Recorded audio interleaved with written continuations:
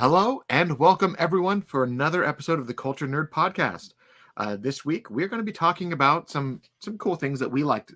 We want to discuss honestly. The big rumors and the news that Joe Manganiello is returning as Deathstroke. That kind of swept the internet over the weekend and blew everyone's minds a little bit.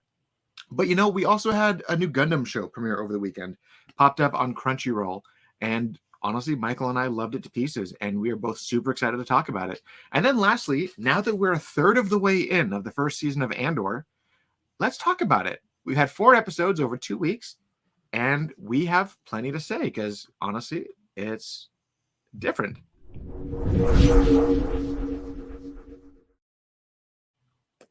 Boop. How's it going? Hello. Well, over the weekend, I'll just jump right into it, honestly, because people want to know about this. Over the weekend, DanielRPK, some news leaked. I'm not sure if it was on his Patreon or if it was on Twitter. If it was on Twitter, I didn't see it. But some news leaked that he said Joe Manganiello is 100% slated to return as Deathstroke. And to return, meaning the only real appearance that he has had as the character following that 5-minute scene he had at the end of Justice League, and both Justice Leagues for that matter. So, as people remember, the original Justice League, not the original, the theatrical Justice League, it ended with him saying maybe we should make a league of our own, which implied that Lex Luthor was looking to make the Legion of Doom, which was actually something they had planned to do. And in the Snyder Cut, the same scene existed, minus that reshot scene, but it existed to set up the Batfleck film, which had Deathstroke hunting down Bruce Wayne and his family being like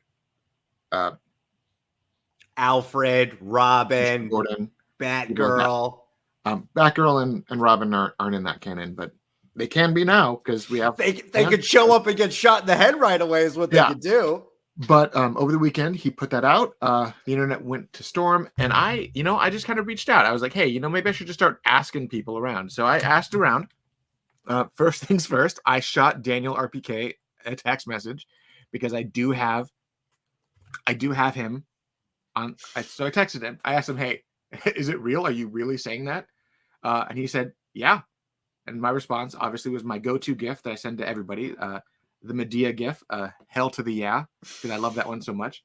And I asked him, I dived in a little bit deeper, asking him if he had any idea of where it was coming from, what was happening, if it was a Batfleck project, if it was something else. He said he had no idea. He just heard that Joe's back and he's digging into it more. I shot a few text messages to a couple of my friends in the WB sphere. And they all kind of said the same thing. They don't really know where he is, but last they heard was it's not for a Batfleck project, and it's more likely for James Gunn's upcoming Suicide Squad sequel. Not the Peacemaker Season 2, but the whole setup that they had with Amanda Waller going after the defectors. And it sounds like Amanda Waller needed a bodyguard. And mind you, this was actually part of the original Gavin O'Connor plan when he had his Suicide Squad set up, where she had Amanda Waller had her bodyguard, which was Deathstroke. It was kind of like a footnote in the script leaks, but it was a thing. So it sounds like we're probably going to see Joe back, fully suited up, maybe in a different costume, but he may be. Rumor has it he may be a bodyguard to Amanda Waller. Are they shooting Peacemaker right now? As far as I can tell, they're not. I don't know. I mean, James Gunn just got married this last week, and I don't think they're shooting it yet. I think they're waiting till like all of the chips fall for the merger and some of the changes that are happening, because it sounds like James Gunn's stuff is still happening, but obviously we keep saying this, the studio is cash poor right now, so they're kind of waiting for some funds to free up. And what do we got coming out in like 2 weeks, 3 weeks is Black Adam, and it's so far the tracking numbers today actually said it's opening weekend or opening day tracking supposed to be about 60 million, which is pretty good. Is that how do movies work now, Taylor? Because movies open Wednesday night. Like I can find some movies Wednesday night, definitely Thursday night at 8:00. So is that 60 million for Friday, or is that the 3 days in between? I think it's honestly the 3 days in between. I think they're counting that as the Friday numbers, which is the lead up to that Friday, which is fine. I mean, as long as the movie does decent. I mean, if it makes its money back, if it doesn't, if it makes its money back, then hooray. It has to, for it to even be a conversation in the future, it has to bare minimum make its money back. Yeah. Ugh. No, I think we talked about it before. For it to be considered successful, it needs to make around 800 million minimum. Ugh, which is a lot. That's a lot. That's a lot of cheese. It is. But I think a lot of people tend to forget is that for it to be successful, it just needs to break even, because the new studio in charge didn't really pay for this film. It was the last people who paid for it. So for sure, Deathstroke is going to get a new costume. There's nothing wrong with his other costume other than that mask is not functional. That is a mask that works if me and you are standing here and I can talk to you, but he can't do an action sequence in that mask. It needs to be a little bit more functional and breathing. I mean, he could. It'd be kind of cool to see it. I would like to see them change it up a little bit, but we'll see. I mean, because a lot of the Snyder purists say that Deathstroke has to wear the same costume because that costume exists in the Nightmare timeline, and I get that. I get that argument. But we also have to remember that the studio isn't necessarily following that timeline, and they're not really following the last timeline either. They're kind of doing their own thing. So it's kind of going to be this weird hodgepodge between two timelines, which I hear you, but superheroes change costumes all the time. So that's not a good, like, Batman has a room filled with costumes. So, like, that's not a good enough answer. But it makes sense. You know what I mean? If they're trying to court all of these people that kind of got spurred from beforehand and got burned, and they have all of this stuff made for them, why would you not try to bring these people back? You know, these are all fine actors. It's not like it's like, oh, we'll go get another Deathstroke. It's like, who?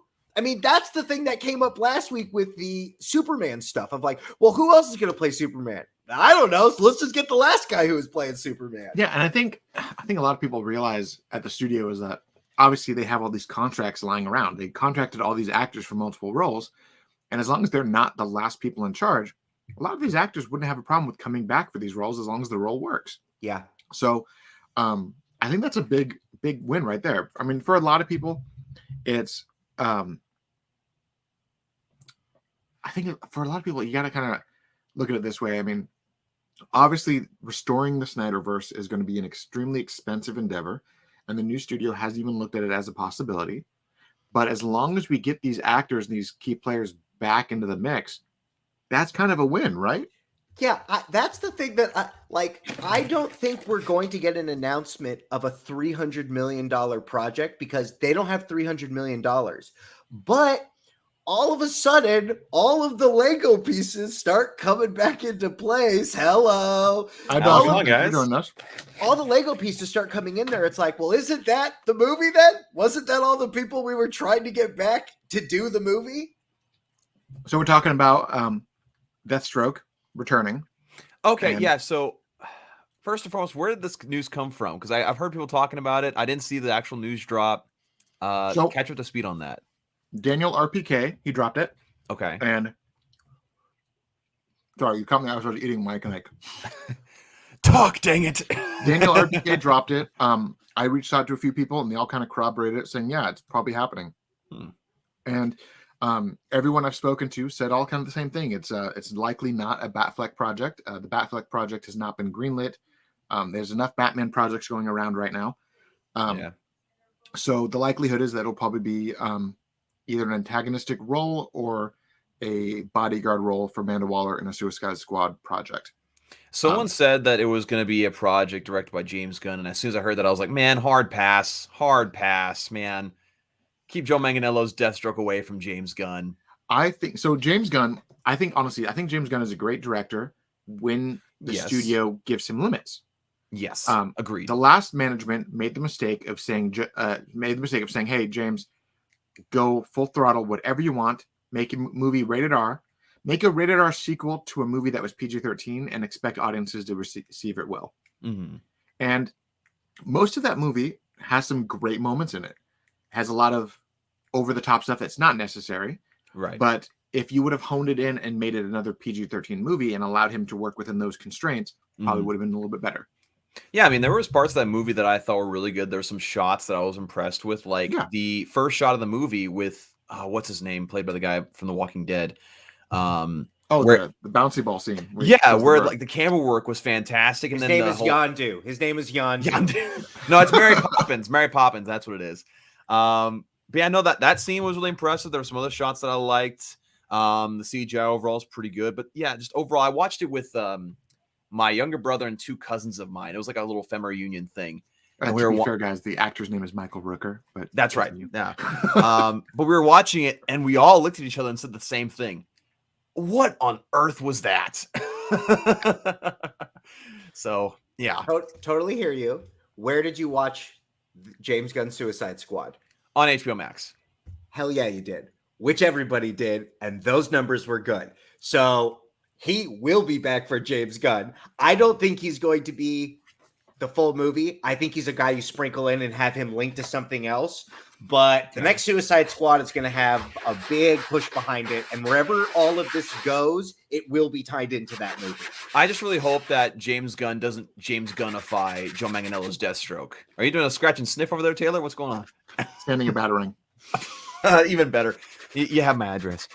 I do actually. I'll print some of these out and send them your way. Dude, you want some batarangs, Michael? I don't know what I'm gonna have you 3D print for me yet. It might be Pokemon cards. I don't know yet. I have Christian Bale's batarangs, but I don't have. I also was working on this one. My Ghost of Tsushima mask. Ooh, nice. I need to bondo it a little bit more. I just want to apologize to all the audio-only listeners that someone is sanding and eating Mike and Ice in the background. I have a 3D printer and I'm making some weird stuff with it. Yeah, but you don't need a 3D print right now while we're talking. You can play I'm with it just cleaning it up. Well, what's funny is like the batarangs that I do have, check this out. They're Christian Bale Batman shaped, but they have a Batman and Robin logo on them. Bought for me by my father-in-law, which is actually pretty awesome. I have like 3 of these. In fact, I have like a pouch for them that I can like put on a utility belt if I wanted to. But yes, I don't have Ben Affleck batarangs yet.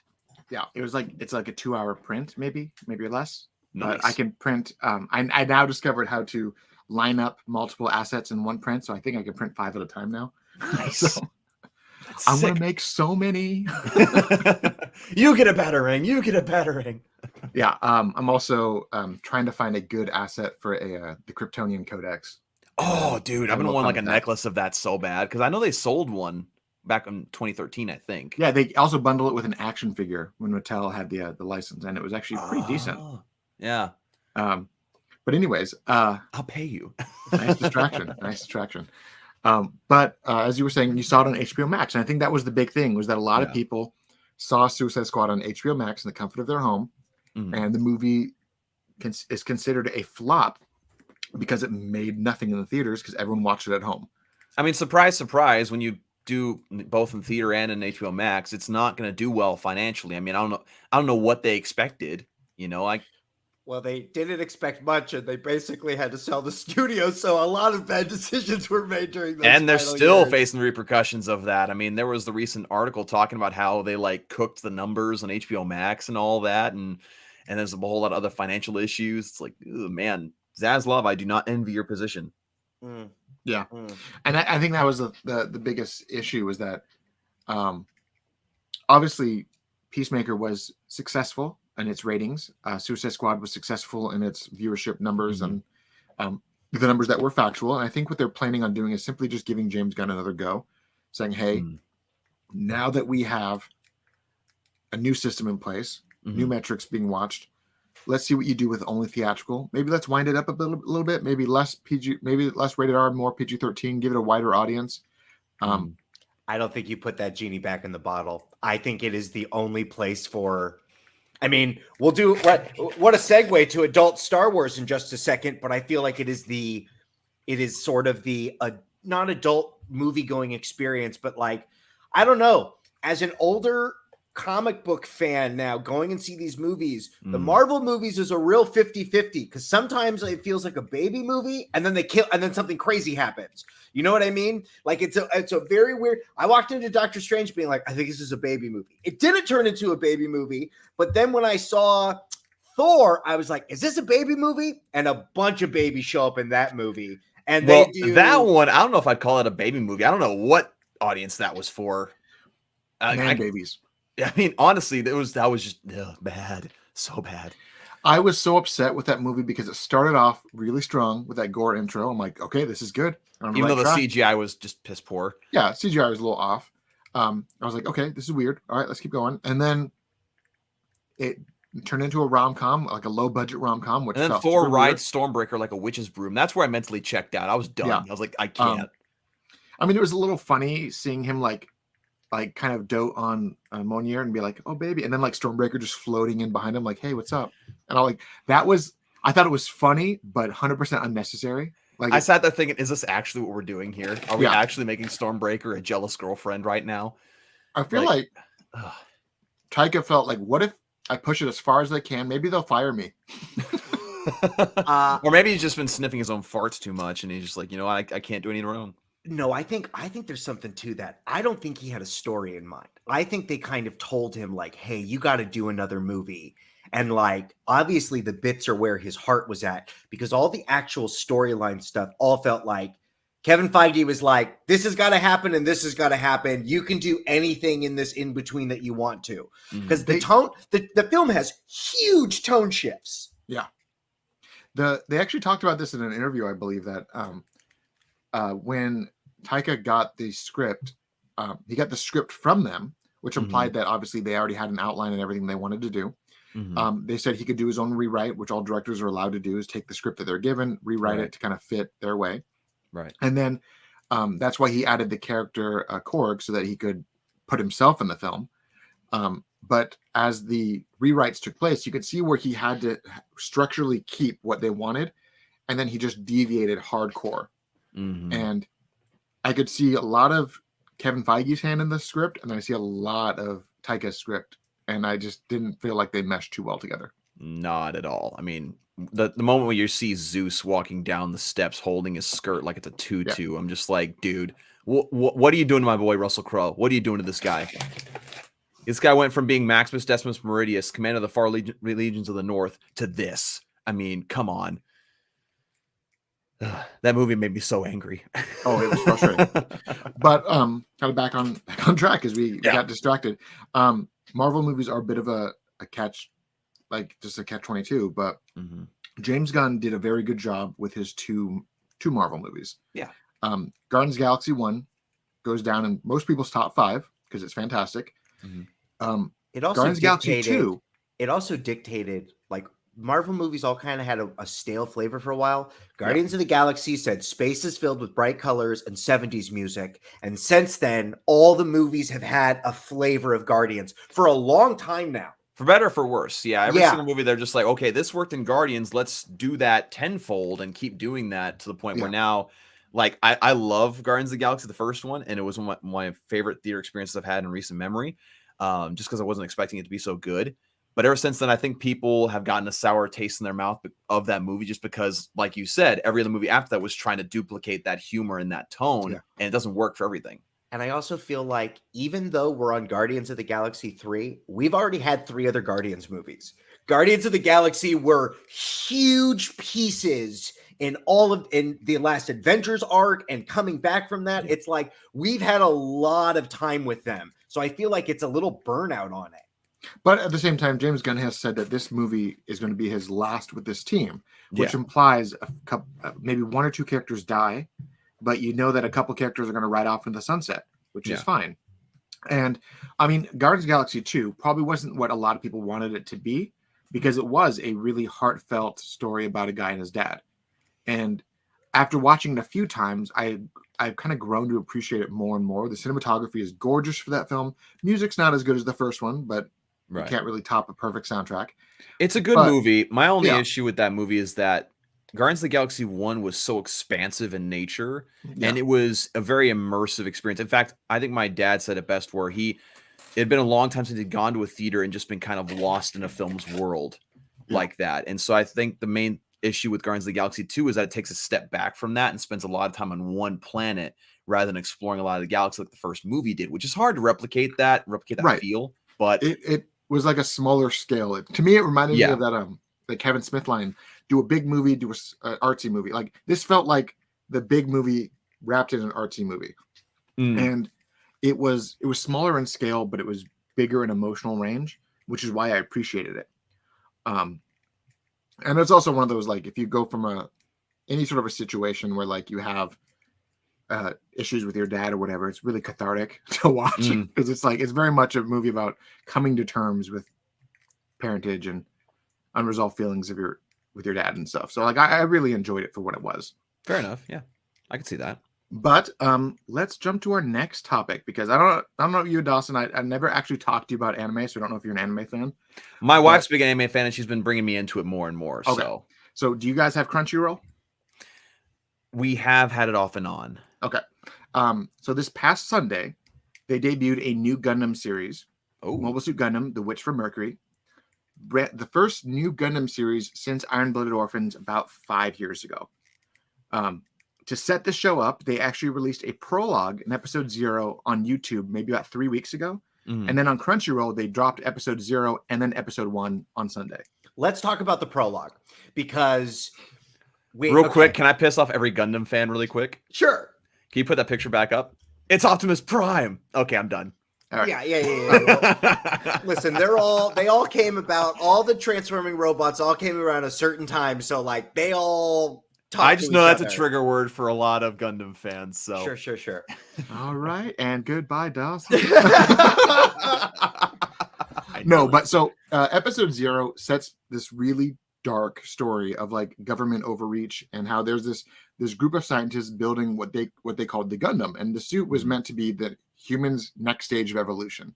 And they basically said that for land, to travel the ocean, we built ships. To explore the space, we built these. But to truly live in space, here's this new exosuit that will allow us to adapt to any environment. And they made this as a kind of an appendage enhancer.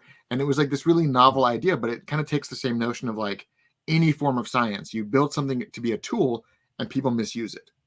And so the government comes in and there's like this, it's kind of backdrop to this like press conference where the guy is like, we're going to just peacefully cease all of their production. You're skipping right to 22 minutes. We got to go back to 0 minutes. I didn't know where it was going to go to. Yeah. And I didn't know that they were going to take such a large step back from where the show actually began. I thought that was the whole show. I was like, there's the scientist woman. Here is our pilot with the one arm. Very Evangelion trying to get the system on. Oh, yeah. So, right. So it starts off with the main pilot is the main character's mom. And she has a biomechanical arm because of some accident. And she used it to help jack herself into the suit. And she's trying to activate the suit and trying to get it to turn on, essentially, because they have this really advanced system and it won't activate for her. They keep trying to like activate it and it's like, and it just won't do it. And they're like, what's wrong with it? For lack of a better term, the system is basically just Kaioken. And Dad went Kaioken 4 and obliterated himself to another universe. Right. And Mom did Kaioken 2, and we don't know what the limits of Kaioken is other than maybe the 33-degree level. Right, because they explain in the prologue that the suits, when you go to a certain level of connection, it can mess with your psyche. It can actually like make you go brain dead or something like that. So they're like, you can't push yourself too hard because it will destroy your brain, essentially. Yeah, and she's trying to activate the suit. Makes your face all red because it's too much input for your body and mind to handle. And kind of like what they talked about in Pacific Rim, where like too much for the brain to handle, so it fries your brain. The way you're describing it, how they're having a hard time getting it to start, reminds me of a video I watched on the first American video game of Gundam. It was 0079, The War for Earth, the PC game. Yeah. And this video is talking about how like they just could not figure out for an hour how to turn on the suit at the very beginning of the game because it doesn't tell you how to do it. Sure. So that's what came to mind. So as the prologue starts, they have they set up the groundwork. The little girl, her name is Eri. She is turning 4 that day. Everything's great. During all they're doing their final test run, Eri is mad because the suit won't turn on. So she sneaks out of her room, goes down to the hangar, and is like, "Why won't you turn on?" And the president lady of the building, the lead scientist, is like, "Maybe you can try it." Ha ha ha. And she like scans the girl's like biometrics into it and says, "Maybe one day you'll be old enough to make this thing work." Fast forward maybe a couple minutes. The corporation president is online. He's like, "Hey, we're going to take away the Gundams from the scientist group because it's dangerous. We're going to peacefully take it away." And then it cuts to like him saying all this stuff about peacefully doing that. They send like a hostile takeover. An army basically is killing everybody, just murdering them. The mom takes the little girl, runs with the Gundam. the Gundam activates because of the little girl. Like it Mhm. turns on completely. This little girl's like, okay, cool. Look, this thing's turning on. And the girl is obliterating enemy soldiers, just like tapping the screen, like, look, a light, and just touching the screen and just murdering everybody. Yeah, Right? there's still that. I thought the story, I knew that Dad was going to die. As soon as I saw Dad's face in the kitchen, I was like, Dad's going to die. But I also thought the little girl was going to die. And I thought that was going to be the moment. No. Little girl's the main character. Little girl's She's got the main plot character. Her father sings her happy birthday. Oh my God, that scene was so rough. I should have gotten high before I watched it because I started bawling. Yeah. Bawling when he's singing happy birthday to her. So she's destroying the enemies. She has no idea what she's doing. Put context in it, Michael. The enemy sends a suit, one of their high-tech suits that basically shuts out like an EMP to stop any enemy suits from coming near it. Mhm. And it sends out this suit to basically destroy any stragglers, anyone trying to escape in mobile suits. And it's just murdering everybody as they come out. The dad knows that he has to be a distraction to protect his daughter and wife. So he flies out head on to this guy, activates like full power, basically it's ripping him to pieces, like he's basically losing it. And he basically jams open the comm system to prevent them from sending any warnings back to their ship. And while he's doing all this, he's singing happy birthday to his daughter while the thing is killing him. So it's really sad. And the girl's like, oh, Daddy's singing happy birthday. So she's singing with him. And the mom is crying as she's flying away in the opposite direction. Now, that's the prologue. That's the 25-minute prologue. Cut to the first episode of the show. It's maybe 10 years later, 15 years later. Yeah, the little girl is now of high school age. Yes, and she has now enrolled herself in this special school colony, essentially.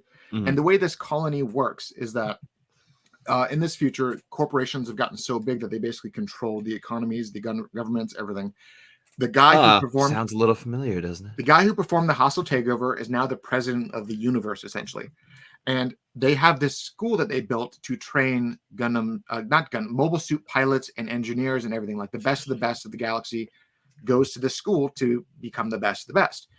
And one of the weird little finite rules that they have there is a dueling system where if you want to argue with somebody, you can challenge them to a duel and you can just fight like trial by combat, essentially. And the guy, he basically was like, I want this school to be so successful that I want to train the best. So I'm going to basically put my daughter as like the prize. Like whoever is the top pilot, the top suit pilot gets to basically marry my daughter and gets to be the heir of this corporation. So there's like these three branches of this corporation. One of the other branches put his son in that school, and that son is like the top student. And he's basically engaged to this girl by default. Long story short, they get in an argument, and I wanted to actually show everyone this scene because it's pretty rad to kind of give you a context of how this show goes. This scene is the duel. Well, the girl basically gets challenged to a duel because she dishonors this guy, and he's like, "I will fight you. We'll have a duel, whatever." And long story short, he's got the pink suit there, and he basically is like, "I'm going to mess her up," and the girl gets in her Gundam, the only one of its kind, and basically is like, "I want to beat this guy up because he's a jerk, and I don't like what he stands for." And she goes out there and does like one thing with this highly advanced weapon that she has. And I loved it so much because all she does is she turns on the system, and it has this like kind of this weird core system in it. And it just drops all of its outer shell armor. And that outer shell armor is kind of drone warfare. Right? Oh, shoot. These drones turn into a shield, which blocks his attack, which just immediately stops him in his tracks. And then this is the best part because she doesn't do anything. That's what I loved about it. It's like it's so OP that she's like essentially it's like a Mary Sue kind of a character, right? He comes at her with a sword, and then she just sends her stuff out to rip him to pieces and just mantles him from the ground up, just destroys him.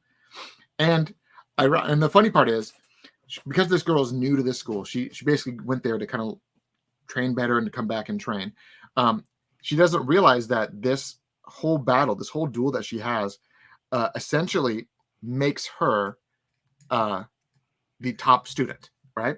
And by becoming the top student, now the guy's daughter is her fiance. And she's like, wait, what's happening? How are we engaged? And she's like, oh, I'm sorry that you're from a conservative colony, but it's kind of normal here. And she's like, that's not what I mean. What are you talking about?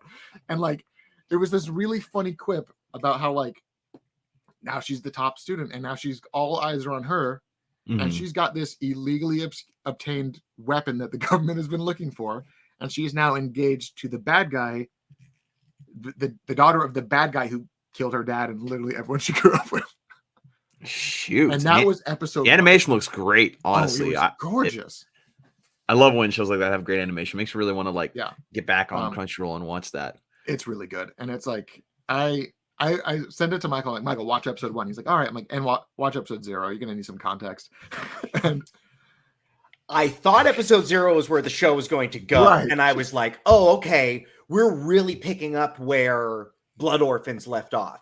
And then we cut to the X-Men Academy where the Top Gun pilots from all over the universe, they're already playing with like high school hierarchy because you already have a class system put in place.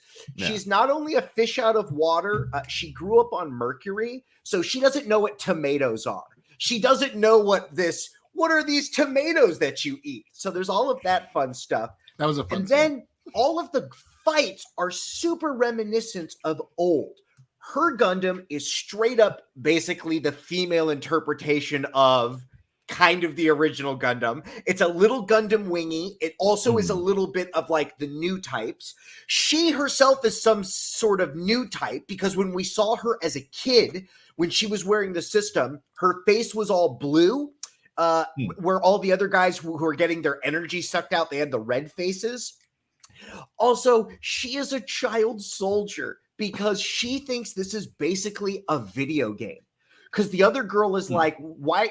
The other girl steals her suit to like, I don't need anyone to protect me. But it turns out it's not a white knight. It's a white lady knight. And the lady goes, no one drives my suit but me. This suit is my family. And then she starts giving this system that sounds like something out of like, Kick-Ass, right? Where like she was trained by her mother. I get a point if I don't run away. You get 1 point for advancing. She is a murder machine and she has no idea. And I couldn't believe that we were going to put this overpowered pilot in the shell of just a high school drama. It is so silly and the animation is gorgeous. Yeah, looks absolutely beautiful. I guess I have a question because I never had the chance to watch any Gundam growing up because we just didn't watch anime as a family. Is this like connected to any of the series that came before? Is this kind of like reboot sort of thing? So the Gundam franchise has one timeline of the 1 year war, the Universal Century. Right. And then every few years they say, let's just do a side story that's unrelated to everything. That's where you got like Gundam Wing, afterward Gundam X, Turn A Gundam, which was kind of one, Gundam Iron-Blooded Orphans. There are all these like reinterpretations. Gundam 00, for instance, was a huge reinterpretation. And then every once in a while they kind of go back to that main timeline. Because right now we have Gundam Thunderbolt and Gundam Hathaway, which are still being made, and those are tied to the main timeline of all the other stuff. And now you have the Witch of Mercury, which is its own beast. Right. Which is as you see, the main Gundam has visual cues from the original Gundam. It's got like the white horns with the red forehead bit, the yellow, the blue, but then it also has like the frame style of Iron-Blooded Orphans with like that weird top heavy, thin waist, big hips. Like it had this weird like exoskeletal system, which was very much part of their redesign system that they used for Iron-Blooded Orphans. Okay. So I love it because all of the combinations of the shield and the funnels are all classic weapons. And instead of giving her like one, she's just going to get them all. She's just going to get one of each of them. Yeah. And like, it's funny because some of the toys have already kind of spoiled some things where you have, like the Gunpla sets that came out. I ordered the first wave of it. They'll come whenever they come because apparently they sold out everywhere because apparently everyone loved it to pieces. But apparently they've also announced some like add-ons to the suit, which kind of implies that later in the story she'll get like a flight system where it has like kind of these wing systems, and then there's little add-ons here and there. And the original Gundam series had that too. So it's a very fresh and familiar take on the Gundam franchise. Do you think that from where we are right now? So first off, her Gundam was found on Mercury because they keep showing it covered in vines. Did you watch the outro Did you watch the credits? Okay. So the Gundam wasn't found on Mercury. I mean, what the mom did was she took the original Gundam, the Lefri, and hid it in the woods. She hid it. Yeah, she put it into hiding. And then after people stopped looking for it for like 10 years, she took it out, claimed she built it, changed some of it, repainted it, and kind of hodgepodge this Gundam out of the mainframe of the original, which is why it's still, she's like, I grew up with this suit because it's the same suit. It's just been reconfigured. Mm. I think we get 2 seasons of this show. I think season 1 is all in the high school. And then I think the finale is it spills out into war. And then season 2, we see, you were the sophomore class president, but now you are my enemy. And they go at it in Gundam suits. A lot of the Gundam shows kind of do that, though. Like Gundam Wing had season 1 was like all on Earth and it was like everything was fine. And then season 2 was like, we're going to space, bitch. And then everything was like space warfare. Everything had to get upgraded because it had to go deal with space warfare. And it was like really hardcore. And they even had like these little callbacks to the original show where like the main villain's like, I want to just destroy the Earth with an asteroid. And that was what the like 3 of the shows have done so far. Mm-hmm. So I'm kind of curious if they're going to go that route too, where the main villain's going to be like, I'm going to put a mask on. I'm going to declare that no one knows me. And I'm going to just shoot asteroids at planets. Like, I wonder if he's going to start doing that. There's no wrong way to jump into Gundam. If you like the animation, that's great. Yeah. If you like the characters, even better. And if neither one of those does it, jump to another series. Because the series are also different from each other. If you're like, I don't like serious war. Because it's been around since what, the 70s, right? 70s, yeah. Yeah. And funny enough that when the original came out, if you were to watch the original show, it has a lot of flavors of Star Wars. There's a lot of just like something was in the air of the 70s and they both picked up on it in 2 different places. Yeah. But and one of the little nods I really liked was how this character, the main character, her name in the prequel, the OVA, like the little prologue, her name was Eric Samaya. And then when she enrolls in the school, her now name is Soleta Mercury. So obviously she's changed her name, and that's going to be a later plot point when they start seeing flashbacks and like, oh, by the way, this isn't my real name. I've been hiding because your dad's trying to kill me. Like that's probably going to be something that later on comes about. So and they use cell phones to start the Gundams now. You have to put your cell phone in the That was a funny thing. So they each have, and she called it her class data pad. And it's essentially like a slightly bigger cell phone. Mm-hmm. And it's used kind of like a PDA, right? Not a cell phone, but like a PDA. And it's kind of also used as a security key to open doors. You put your key in, and she kind of like the tablet in Breath of the Wild. Essentially, yeah. And the configuration, the girl steals her PDA and then takes her suit and doesn't know how to use it. That's why she's like, "You stole my stuff. Give me my suit back. I will fight this for you." And that's how that all went about. But it was really, really fantastic.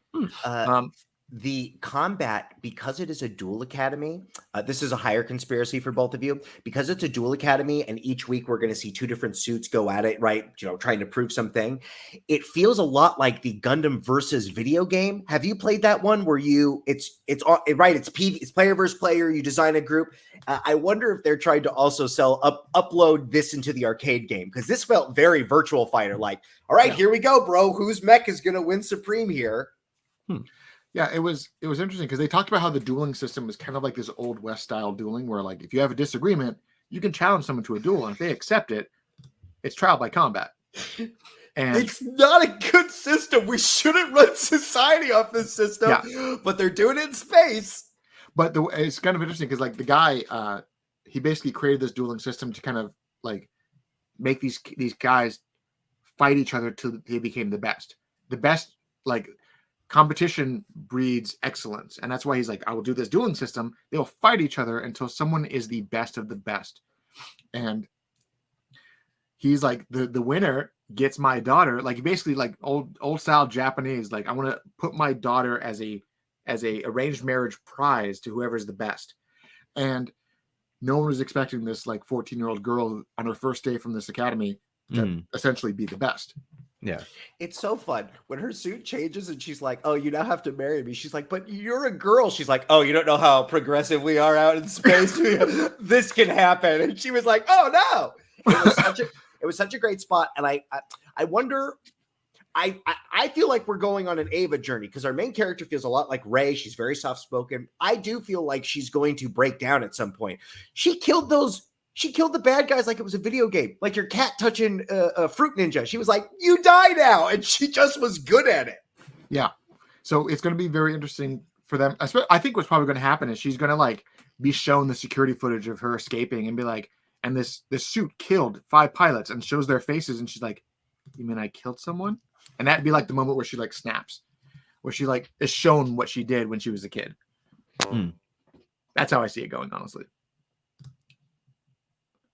I think he muted himself. He muted himself. But let's get to the last topic, because I think we're talking a lot about Gundam here. Last topic. Let's get into Andor. Yes. So we are.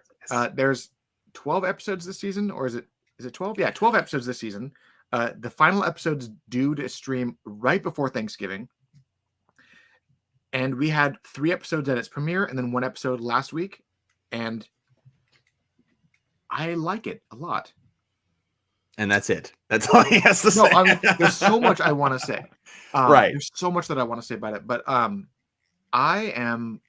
was a huge fan of how they released those first 3 episodes together, because it felt like it was one self-contained story. And it felt like a movie that you needed to watch to kickstart the story of the rest of the series. It was like a 3-hour-long pilot.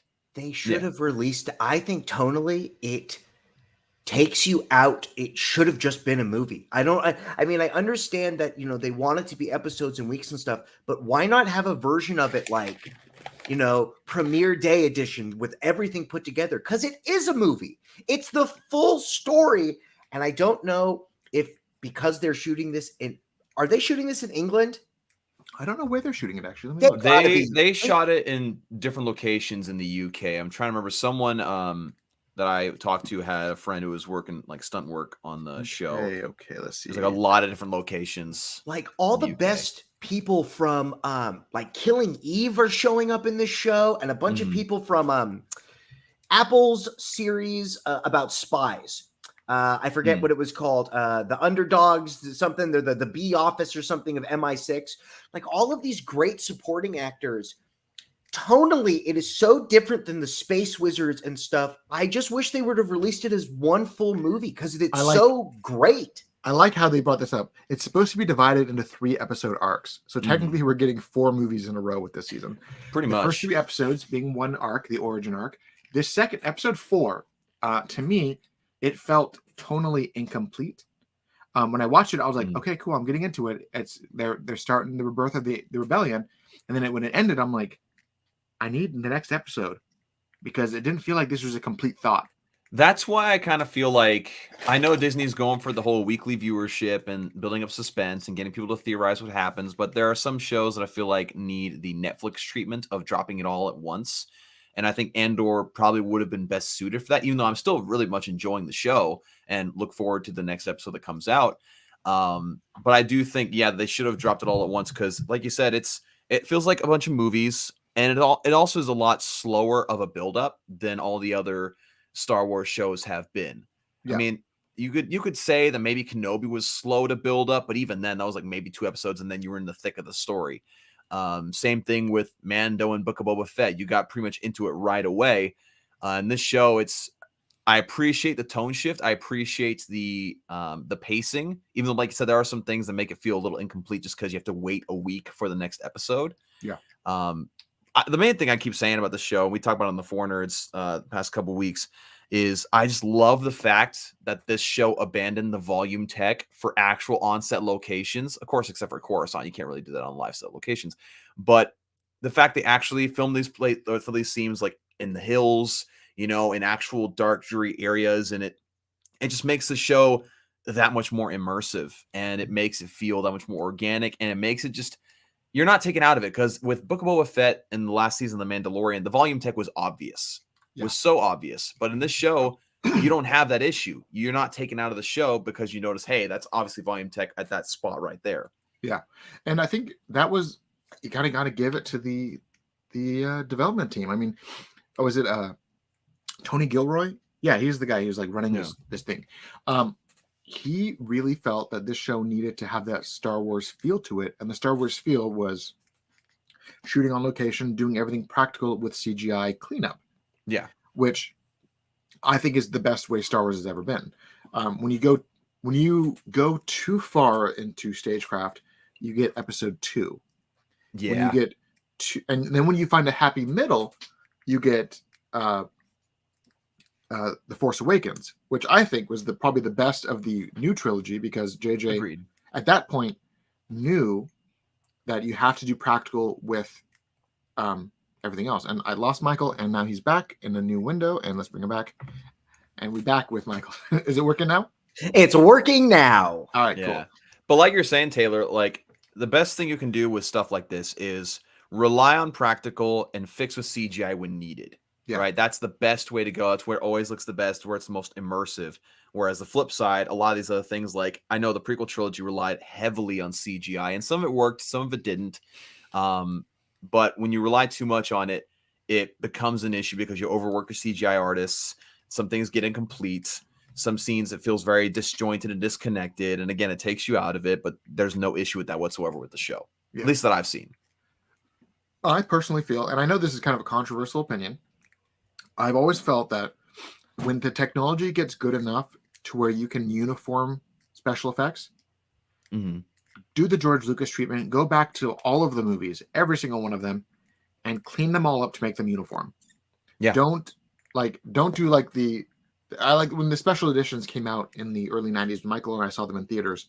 You had the deleted scenes added back in. Those were great and all. He did some color correcting and stuff like that. And then he kind of just did it every year. Every year he added more stuff to them. But I would very much like them to kind of go back now and clean up some of the weird blue screen effects that you had in episodes 1 through 3.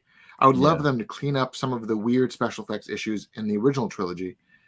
Get rid of the scene where Han meets Jabba and steps on his tail, even though he obviously doesn't actually step on it. They just lifted up his character into the air. They can clean that up very well. They could. I also want them to fix the deepfake Luke in season 1 of Mando and replace him with the deepfake Luke we got from Book of Boba Fett, because it's only been like a year and a half. Just go back and redo it.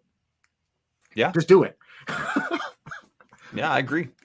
So I would love for them, like maybe like the 50th anniversary of Star Wars, just redo them all. That's kind of like what I wanted to do with the Lord of the Rings and Hobbit movies. You know, at some point, like go back in, remaster them a little bit, and make Bilbo unified. scene in the beginning of the Lord of the Rings, and just that's all you have to do. Yeah, exactly. Make it to where it's the same actor as the Hobbit, and then it works out. Yeah, but no, I mean honestly, it's Andor has been. I told Michael before we started, Rogue One was probably my favorite Star Wars movie of the Disney era IP holding. Oh, yeah, because it was just.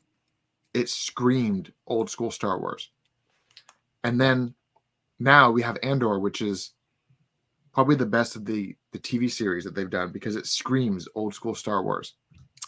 Do you think Andor is going to get trapped in the world of this has got to have 3 seasons? No. Because I can very see where they're going, but we kind of know, we know how it ends, right? We've seen Rogue One. That's where it has to build to, and I feel like fairly quickly. You know what I mean? I feel like it's the tragedy of this show, much like Rogue One, is you go into Rogue One knowing like no one gets out of here alive. So I feel like that is also built into the tragedy of this show. The co-writer, the showrunner, whatever you want to call him, Tony Gilroy said flat out, Andor is getting 2 seasons, flat out. And season 1, but there's supposed to be like a 5-year gap in between the 2 seasons. Season 2, we're going to get the K2SO as like a supporting character. We're going to get the droid. And then the season 2 is going to supposedly end leading into Rogue One. And they've already planned that out. They've already cut it down. This is where it's going. And that's what I love. It's like a built-in protection from oversaturation of that property, right? Or that aspect of the property. Yeah. And so you're kind of forced to end it at some point. Whereas with the Mandalorian, that they're probably going to milk that until it runs completely dry, right? Maybe. It's very. I also heard the Mandalorian is supposed to be done at season 3. So we'll see what happens after this next season. He's gonna go restore the planet Mandalorian, and then that's the end of the Mandalorian, because then it's either going to be like, you know, the planet Mandalorian show, or you know what I mean? It's going to be the scope has to be much bigger than just this one guy, because they're going to a very big conflict. Yeah. Plus, also, like, speaking of the Mandalorian, I mean, that would make the title of the show make a lot more sense too. I mean, yes, he's a Mandalorian technically, but the show being called The Mandalorian would make sense if he goes back to Mandalore, restores it, and now he's the Mandalorian ruling over Mandalore. He's got to go. He has to go into the mines down below and bathe himself. He's got to purify himself because he's got to fight the Balrog. Yeah, he's got to go. Whatever. He's got to do that thing with Baby Grogu. the great mythosaur, the Balrog, whatever we want to call it. He's gonna fight some dragon in the bowels of Mandalore, and it's gonna be fantastic. And I'm ready for it. And his name's gonna be Morgoth. Yeah. Do you think that they have? Do you think that they have more serious Star Wars in their back pockets? I do. You think in addition to this, you think they have some other places they want to go? Because I do. tonally, it's either fun swords and knives in space, or it's the death of everybody, and we're fighting space Nazis. Because that's what we're doing now. Yeah. I think the reason why a lot of people are liking Andor more than the other stuff is because the other stuff is kind of, for a lot of people, Star Wars has always been the story of rebellion, and Andor is the story of rebellion. You get to see how bad the universe was and why rebellion was required. And things like Mandalorian and the Book of Boba Fett take place post-Empire, which is supposedly the heyday of the New Republic, or whatever they want to call themselves. And there's not that same kind of overarching villain. And with the man, like with Andor and all that other stuff, you know that the overarching villain, Vader's out there, you know, the Emperor's out there, you know, right. Galactic enslavement is out there, and global crisis on a universal scale. You have all these things that are like fun backdrops for these dark stories. And that's why I kind of liked how the Mandalorian, the first season of Mandalorian, you kind of saw this remnant of the Empire, which is clearly not giving up. Second season, you introduced the notion of now we have to bring back our people. But Book of Boba Fett kind of felt aimless. Very much which, so. I think that going forward, it sounds like they're still making another season of the Book of Boba Fett, and I hope that season does a better job at explaining the duality of Boba. Like, give him more flashbacks of him being a monster, so that the fans get the Boba Fett that we wanted to see. Yeah, and have him dealing with the repercussions of his actions of that time. Like, have stuff like that happen. Like, have like a series of flashbacks like you did the first season, but those flashbacks are heyday Boba Fett making enemies. And then present day, you have those enemies coming for him.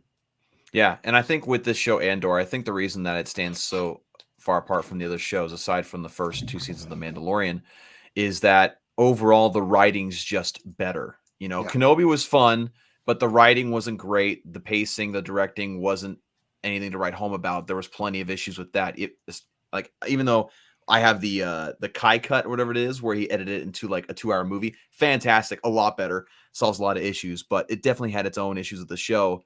But yeah, better written and some fantastic actors. I mean, anytime you got Skarsgård of any kind involved in a production, it's gonna bode well for you.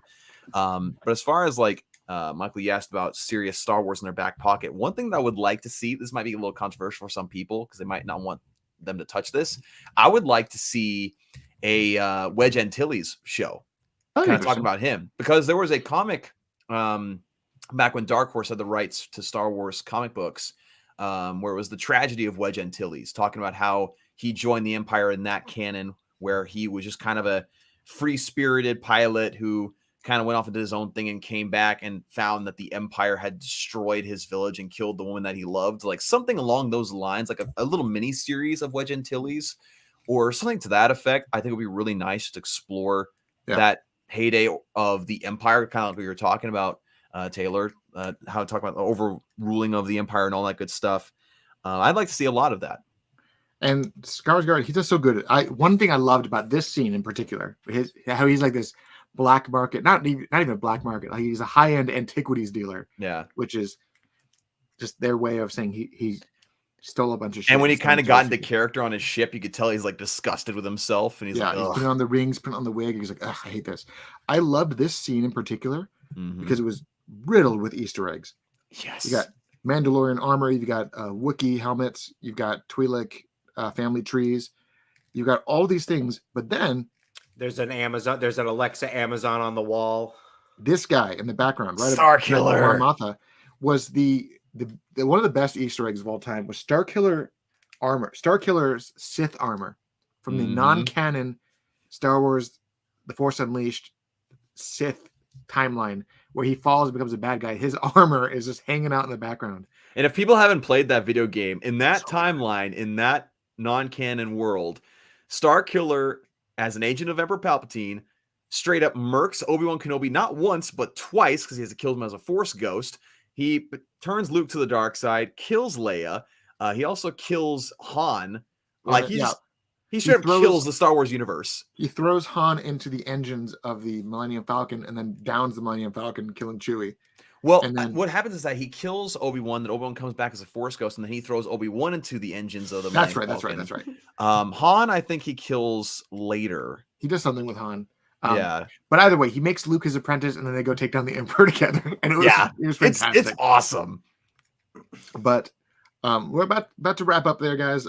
We're hitting our hour mark. One thing that I wanted to bring up is something that, last week when we talked about Henry Cavill coming back, Michael was like, he's coming back. You've heard it. I'm declaring it. It's happening. And he put like his entire reputation on the line just by declaring this openly. Then on Saturday, show him the TMZ pics, Taylor. Then on Saturday, Henry Cavill was spotted in LA with black dyed hair with his girlfriend. And everyone kind of realized, oh, it's happening. It is happening. Henry is back. It's happening. Am I going to be the bad guy by saying that I'm still not convinced? You'll be convinced about 3 weeks when he shows up on screen. I mean, I want to see him on the screen. I want to see him in the Superman suit again, but I don't want to say that I'm bitter, but I'm bitter. I'm a bitter fan that has a hard time believing that anything has Warner Brothers words in the title can do anything right. This is a new Warner Brothers. I know that. That's the thing I have to overcome. Discovery plus Warner Brothers. See, I know that, but there's still the words Warner Brothers, and they fired all the bad people. The bad man went away. I know, but it's still the company name, and I'm just thinking like, there's so much negativity attached to it. But again, I want to see him there. I really hope he is there. I have my tickets for Thursday, October 20th for Black Adam. I'm going to see it that Friday on the actual 21st. I'm going to see it with my son because. Well, I'm going to message you all the spoilers, and then you're going to hate me forever. Oh, I already know the spoilers. It's super difficult to go to not. You have to see a movie either Thursday or Friday, or Taylor will just text you casually. Hey, did you see the new movie? What'd you think about the third ending? It's like, hold on, bro. I'm watching it as we speak. Yeah, we actually had an issue when I was like, you need to watch Doctor Strange. He's like, I'll see it today. I'm like, I saw it last week, dude. You need to see it already. I'm gonna start sending you spoilers until you see this movie. And he saw it. So, oh man.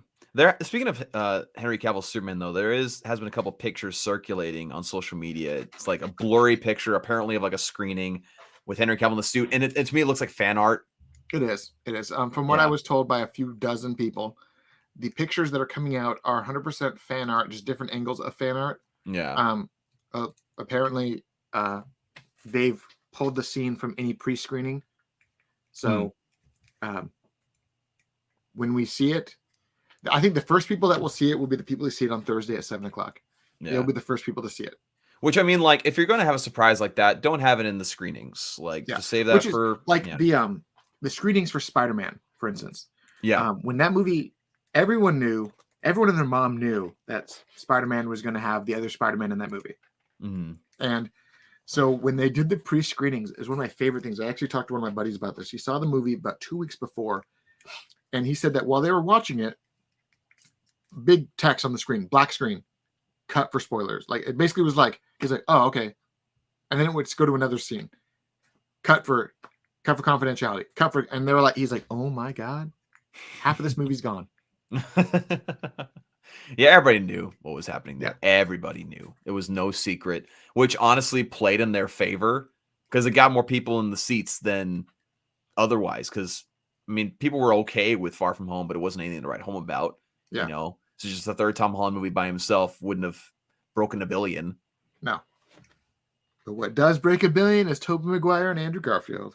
It's my boy Andrew getting the glory that he deserved every second that he was on screen as Spider-Man. And you know what takes me off about that random tirade?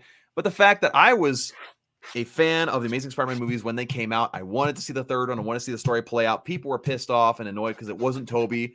And then now as soon as he's back on screen again, they're like, where's Amazing Spider-Man 3? You had that chance to make that decision like 5 or 6 years ago. Come on, man. Yeah. We might get more. I think we will absolutely get more team ups like this, but I don't think Unfortunately, no. We'll get Uncle Ben scenes with them and flashback scenes, but no more like that. I still remember how excited I was watching the credits of Amazing Spider-Man 2, where all the hints of the Sinister Six were being shown, and I was so excited. Then nothing happened. I was devastated. We can blame North Korea for that because that's actually a real thing. North Korea hacked Sony, put all their dirty laundry out there, and then Marvel came in and said, "Hey, I hear you had some bad PR. Why don't you just give me Spider-Man back?" That's Was how it that North happened. Korea or Kevin Feige? Kevin Feige employed North Korea. No, Probably could have, honestly. but on that note, thank you all for joining us. This was a fun conversation. If you want to support us and help us do what we love to do, go join our Patreon. And for those of you who do support us, thank you tremendously for keeping us going. We are lots of things are happening behind the scenes that we're trying to move forward with. Every bit helps. So thank you all for helping us. And for those of you at home, thank you for joining us. Hit that like button, hit that subscribe button, hit that notification bell. Join us whenever we go live because we might start doing it more often than every Tuesday, but we'll see what happens. And scan that QR code and go check out all of our other stuff. We do have a website, everyone. So go to that sometime. All right. Thank y'all again. Goodbye, everybody. Bye.